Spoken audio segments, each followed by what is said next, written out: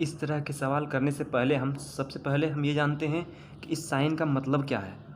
इस साइन में इस तरफ बड़ा अंक लेंगे या फिर इस तरफ बड़ा अंक लेंगे। इसके लिए जानने का सबसे इजी मेथड है, इसमें हम लड्डू भरना शुरू करेंगे या सर्कल करना शुरू करेंगे। इसमें मैक्सिमम इस पार्ट में मैक्सिमम 2 सर्कल अट सकते हैं। जब इधर कोशिश करेंगे इधर 5, 6, 7 या फिर 10 भी अट सकते हैं। तो मतलब इधर ज़्यादा सर्कल अट रहे हैं, तो इसलिए इस साइड बड़ा अंक होगा, इस साइड बड़ा अंक और इस साइड छोटा। उसी तरह इसमें भी देख सकते हैं कि इस साइड कम सर्कल अटेगा, इसलिए इस साइड छोटा और इस साइड बड़ा होगा। और अगर इस साइन में हम इक्वल का साइन लगा देंगे तो इसका मतलब होता है ग्रेटर देन और इक्वल टू, मतलब इधर बड़ा भी हो सकता है और बराबर भी हो सकता है, और इस साइड छोटा होगा या फिर बराबर होगा। इसका मतलब इस साइड बड़ा होगा या फिर बराबर होगा। चलिए अब क्वेश्चन पर आते हैं। अगर इस तरह के क्वेश्चन हमें मिले तो सबसे पहले हमें 2 रूल जानने होंगे। सबसे पहला रूल है, अगर साइन बदलता है तो निष्कर्ष डायरेक्ट गलत हो जाएगा। तो यहाँ से हम देख सकते हैं इस क्वेश्चन में a greater than d, a यहाँ है और d है यहाँ साइन इस प्रकार इस ओर है, यहाँ भी साइन इस ओर है, यहाँ भी साइन इस ओर है, साइन नहीं बदल रहा है। तो ये फर्स्ट रूल काम नहीं करेगा, ठीक है। तो ऑप्शन बी में देखिए, इसमें a यहाँ है और e यहाँ पर है। तो यहाँ पर साइन इस ओर है, यहाँ पे इस ओर है, लेकिन यहाँ बदल रहा है। इसके बीच में एक साइन बदल चुका है, इसलिए ये निष्कर्ष गलत हो जाएगा। और C और F के बीच में देखते हैं तो यहाँ C यहाँ है और F यहाँ है, इसमें भी साइन इस ओर है, फिर यहाँ पर साइन बदल गया है। याद है कि साइन एक ही ओर होना चाहिए तो ही हम निष्कर्ष कन्फर्म पता कर पाएंगे। साइन बदल रहा है मीन्स ये निष्कर्ष भी गलत है। अब इस पर आते हैं। यहाँ पर जब अगर सब साइन एक ही ओर होगा तो हमें दूसरा रूल लगाएंगे। अगर फर्स्ट रूल काम नहीं करेगा तो सभी के लिए नंबर पुट करेंगे।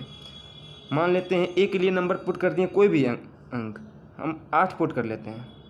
तो यहाँ दिया हुआ है 8 बड़ा है b से, ए बड़ा है b से, मतलब 8 से छोटा अंक होगा b, हम 7 मान लेते हैं। यहाँ पर c b के बराबर है या फिर b से छोटा है, तो इसका मतलब 7 से छोटा होगा या बराबर होगा। ये 7 भी हो सकता है, 6, 5 कुछ भी हो सकता है 7 से नीचे। इससे छोटा है d, मतलब ये 6 हो सकता है।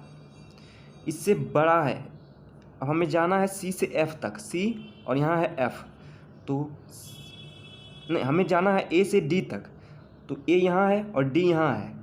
तो हम पता कर सकते हैं 6 है और 8 में बड़ा है, 8 बड़ा है, इसलिए A बड़ा है D से। और यहाँ ये ऑप्शन में भी यही कह रहा है, मतलब ये ऑप्शन सही है। ये दूसरा एग्जाम्पल है, इसमें हमें निष्कर्ष है G is less than S।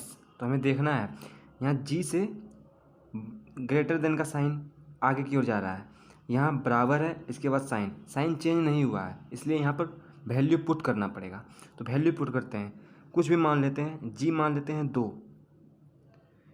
तो G से बड़ा है R, G से बड़ा है R, तो 2 से बड़ा कुछ भी मान लेते हैं, चलिए हम 3 मान लेते हैं।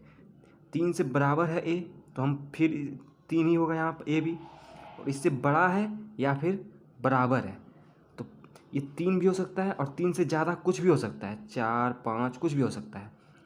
तो और यहाँ R का यहाँ 3 है, क्योंकि यहाँ 3 माने हैं, यहाँ R 3 होगा, और 3 से कम कुछ भी हो सकता है, 1, 2, -10 कुछ भी।